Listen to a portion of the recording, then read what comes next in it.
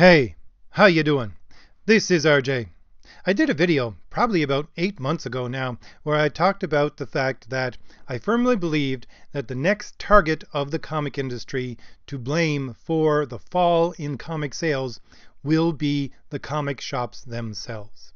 And with what I have to present you today, I believe that I have evidence to show that this has already happened now. They simply blame the comic shops for the decline in sales, and they simply are going to exclude the comic shops moving forward in the sale of their products. Now, what I have is quotes from one, a podcast, and another, which is a web show. One is from a book con, not a comic con, but a book con, and the other one is from ESPN. And funny enough, both of these center around Marvel Comics, because you have, first of all, this panel, which is at a book con, and you have Sana Amanat speaking there. She is the second in command at Marvel Comics. She is the VP of Content and Character Development. She is the one who determines the content that comes out of Marvel Comics. And on this panel, you have at least half a dozen panelists of people who work for Marvel Comics.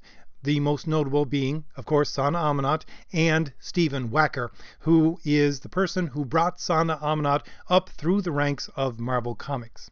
And the second one is a web show from ESPN, and it has on its show an interview with Kelsey DeConnick and one other woman that works for Marvel Comics. By the way, that's the picture that you're looking at in the background. That is Kelsey DeConnick in the middle. I just want to leave this up for the entire video so that you can just drink in the visual of the people who are producing comics for you. Now, Kelsey DeConnick has been promoting Marvel and Marvel Comics for a little bit now because she is the person who co-created with Stephen Wacker the current iteration of Captain Marvel, the one that you see on the screen in the Captain Marvel movie. And both of these quotes that I'm going to give you, I think, are positive evidence that moving forward, Marvel and even Marvel Comics is going to emphasize their product by de-emphasizing comics themselves. And they are de-emphasizing the comics because they believe that the entire problem with comic sales is the comic shops themselves. So the first quote that I'm going to give you, again, is from Sana Amanat. And we have to look at the venue in which this comes out, first of all, because it is a book con. It is a YA and middle grade book con called Y'all West. And it doesn't have anything to do with comics. And yet, we have this panel, it's called the Story Makers Panel, with at least half a dozen people who work for Marvel Comics. Now that's important to remember as I read this quote. And the quote is from Sana Amanat, and she says this: "The biggest thing to know, and I think it would be relevant to you guys, is that outside of the comics, I know that sometimes comic book shops can be a little bit inaccessible. But there are so many different places where you can buy comics. You can go to Marvel Unlimited app to get really almost our entire library of content. Obviously, you can buy all of our collections and trades from the book market as well. We've also been doing some really cool things with repackaging, like sort of younger content like Moon Girl and Miss Marvel, stuff that you can feel comfortable you can buy as a parent, an aunt, an uncle, a friend for the younger fan in your life, and you can get that everywhere now. We're calling it the Rising Readers Collection. So please look out for that with your booksellers. And we've also done some really great prose content. Margie really kicked it off with the Black Widow series. We've also done Unbeatable Squirrel Girl. We've done Miles Morales by Jason Reynolds. So if you guys are afraid of reading comics, which you shouldn't because it's so much fun and amazing, there are so many different ways to enjoy Marvel and enjoy our story and our content. And I think that's a really good gateway just to talk about all of the different things we do and how we basically pull together a Marvel story and really push to put the Marvel brand out there. Alright, so that's the entire quote. So she starts off by saying that comic shops are a little bit inaccessible. And so you have these kids who are YA readers and middle grade readers, and she's talking to what they say is a large audience here, and she's saying to them, comic shops, I know, are a bit inaccessible, but there are so many different places where you can buy comics. That's her exact quote. There are so many different places where you can buy comics. Now you notice that when she goes through the list of all the things that you can buy, none of them are actual comics. She says the Marvel Unlimited app gives you their entire library of content, but that's not an actual comic book. That is either a PDF or simply a web page that shows you a picture of the comic book. It's not an actual comic book. She says they're doing really cool things with repackaging their content of things like Moon Girl and Miss Marvel so that you can get it, as she says, everywhere now, and that they should go look for it at their booksellers. It's called the Rising Readers Collection. And then she goes on to talk about the prose content, which are novels, which are YA novels and middle grade novels of Squirrel Girl and Miles Morales and Black Widow. And of course, you can go and buy those at your bookstore. And then she goes on to say to the crowd, so if you guys are afraid of reading comics. Now, why in the world would they be afraid of reading comics? Well, of course, they would be afraid of reading comics because comic shops are inaccessible and people think that the only place that you can get comics is through a comic shop. Now, I also want to point out here that I think that I have a little bit of an in to understanding the way that Sana Amanat thinks because I know her educational background and it is actually very similar to my educational background. And what she is doing here is she is presenting an argument because in the educational background that we both share, this is what you do. You learn how to present arguments, usually rhetorical arguments. What she is doing here is she's using rhetoric in a very specific way. The specific way is she is employing dialectical reasoning to present you with an inductive argument. What it is she presents you with a few things that you can connect together in your mind so that you yourself can use your own experience and your own thoughts and feelings to make that argument for yourself so she doesn't have to go through the entire argument. And it simply becomes second nature when you have the education that she has gone through and that I have gone through. You don't even think about it. You simply make these arguments and it just comes out of your mouth. But this is what she's doing. She's presenting an argument. And the argument is a two-sided argument. The argument is that they want to put their brand out there. This is exactly what she says. We want to put the Marvel brand out there. How do they do that? By selling their product, of course. And so they want to sell their product to all of these young readers. How do they sell the product to the young readers? Well, they use all of these positive descriptors to tell them about this new, exciting way that you can get comics. Actually, these several different ways that they can enjoy quote-unquote comics, because I don't see any of them as being real comics.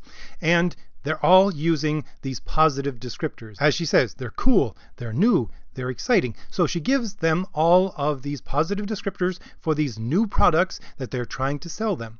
And what do you need to do when you first set out this type of argument? Well, first, you need to give them a contrary in order to accentuate the positive that is going to come next. And the contrary is your negative. And that negative, of course, is what she says right at the beginning. She says, I know that sometimes comic book shops can be a little bit inaccessible. And she bookends with that at the other side, saying, so if you guys are afraid of reading comics. So again, why would you be afraid of reading comics? Well, because comic shops are inaccessible. Therefore, we're going to sidestep the comic shops and you can buy our products in this multitude of different ways. So you no longer have to read actual comics to be a comic book reader. I know that sounds ridiculous, but that's what she's saying.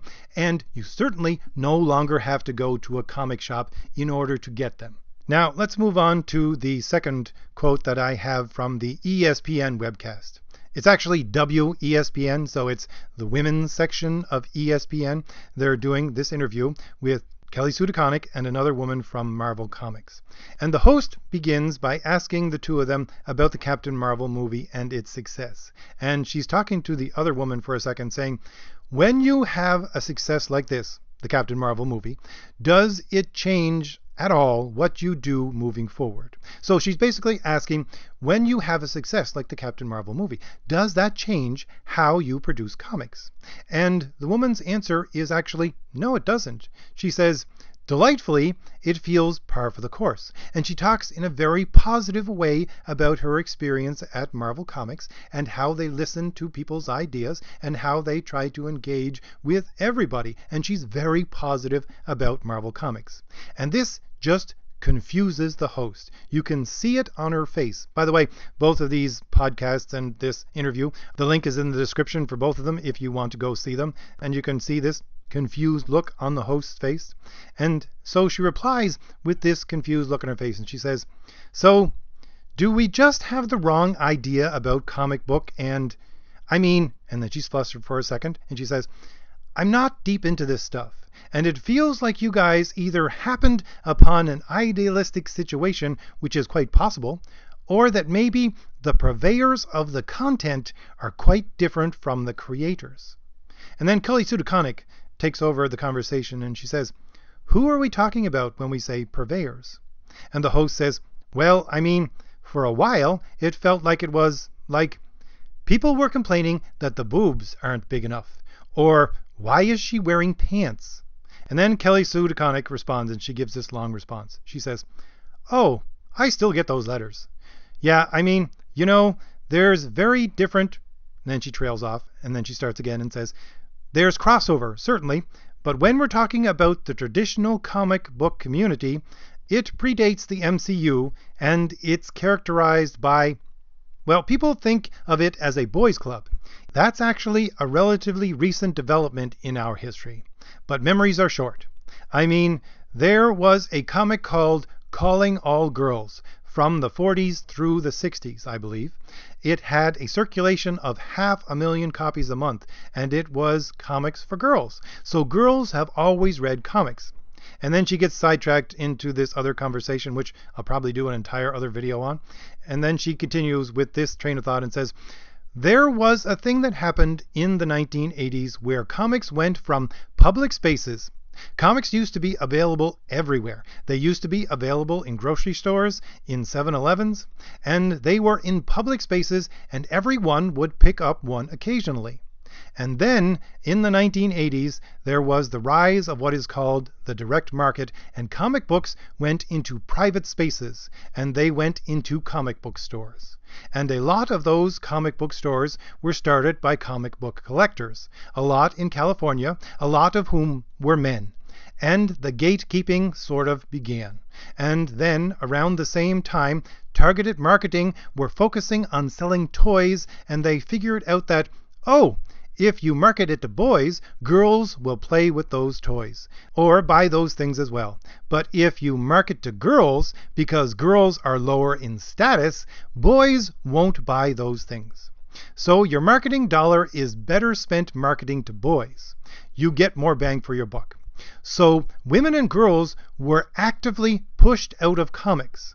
So this isn't a revolution, it's a restoration. So let's look at what is being said here. The host has this confused look, and she's saying, well, aren't the purveyors of comics, and by purveyors, what does she mean? Well, purveyors are the people who bring this product out into the world. And I would say that would include the traditional comic reader and the traditional comic book shop, both of which are covered in the response by Kelsey DeConnick.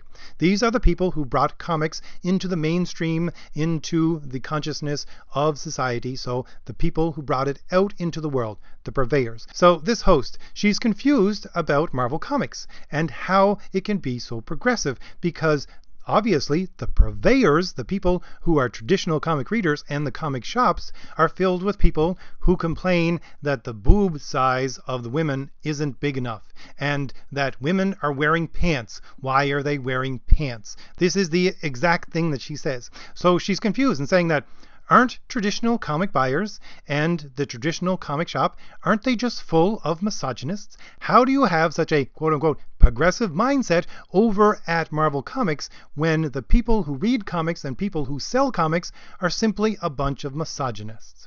And what does Kelsey DeConnick answer? Well, she says, oh, I still get those letters. So she does not deny this, either about the traditional comic reader or the traditional comic shops. Quite the contrary. She goes on to describe that the comic shops, which started sprouting up after the direct market in the 1980s, well, they were mainly controlled by men. And what these men that controlled the comic shops did was that they started gatekeeping comic books themselves. And so this gatekeeping, as she says, actively pushed women and girls out of comics. So I want to take both of these quotes, the one from Sana Amanat and the one from Kelsey DeConnick, and just combine them together. And you might say, well, how can you do that? You can't just take two separate statements from two separate venues and put them together as if they're talking about the exact same thing. And I would argue that, well, here's why I can do that. Because both of these women were brought up through the ranks in Marvel Comics by one person, and that is Stephen Wacker. They even had a podcast about a month ago where the three of them were sitting there talking about old times when Kelsey DeConnick was a B-list writer and Sana Amanat was just a new editor, and how Stephen Wacker just took both of them and made sure that they knew exactly what they needed to do in order to get the job that they're in right now. So both of these people are proteges of Stephen Wacker. So at the very least, I would say, and have argued this in other videos, that both of these women have a sort of parallel way of thinking about comics. And this parallel way developed from them being proteges of Stephen Wacker. So let's look at the statements that Sana Amanat makes about comic shops and put them into question form. She says that comic shops are inaccessible. Well, why would they be inaccessible? Well, Kelsey DeConnick answers that here. They are inaccessible because there are gatekeepers, male gatekeepers to these comic shops, and there have been from the very beginning. So let's go to that other statement that I focused on with Sana Amanat's quote. She says that don't be afraid of reading comics. And why in the world would these kids be afraid of reading comics? Well, the answer is again here in the quote from Kelsey DeConnick. Why would they be afraid? Because, of course, comic shops have taken comics and they sort of held them hostage, as it were, because the only place that you could get comics was in the comic shop. And they had these gatekeepers, these male gatekeepers at the comic shops, and they made sure only the people who they wanted in got in. And of course, as she says, they actively excluded women and girls. Now, I would surmise, I don't know this for sure, but I would surmise that the majority of the people at this book con that Sana Amanat is talking to would be female, not male, so young girls rather than young boys. That traditionally would be the larger group in your YA and middle grade book category. And so you can see why she would say and promote the idea to these people at this con that they're afraid of going to get comic books because you have to go into the comic shops to get them. And the comic shops are inaccessible. And they're inaccessible because, of course, they have these gatekeepers, these male gatekeepers who want to keep you as women and girls out of comics and out of the shops. And that's why you would be afraid. That's why they're inaccessible. And so that all goes back into what Sana Amanat said at the end of her quote. She talks about what she has just said as being a good segue into talking about how they pull together a Marvel story and push to put the Marvel brand out there. Now you notice all of this is in the present tense. She's talking about all of this in the present tense. It's not, this is what we're going to do in the future. It's not, we have plans to do this. It's, this is how we do things now. This is how we view things now. And so if you're a traditional comic reader who goes to get his physical copy of his comic by going to his comic shop every week or every couple of weeks, how does Marvel view you?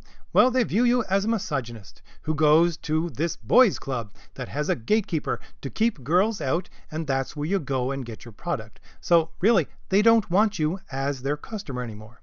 And so it really doesn't matter what side of the fence you're on. It doesn't matter if you're on the left or you're on the right. This is how you are viewed as a traditional comic book reader. You're a misogynist, pure and simple. And I just for a second want to talk directly to any comic shop owners that are actually listening to my video here. And I want to say that it really doesn't matter how progressive you are. It really doesn't matter how inclusive you make your comic shop.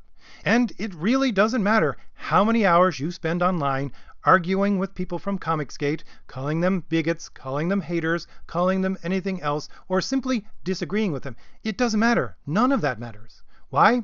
Because the comic industry, in their own mind, has now positively identified the problem as to why their products are no longer selling.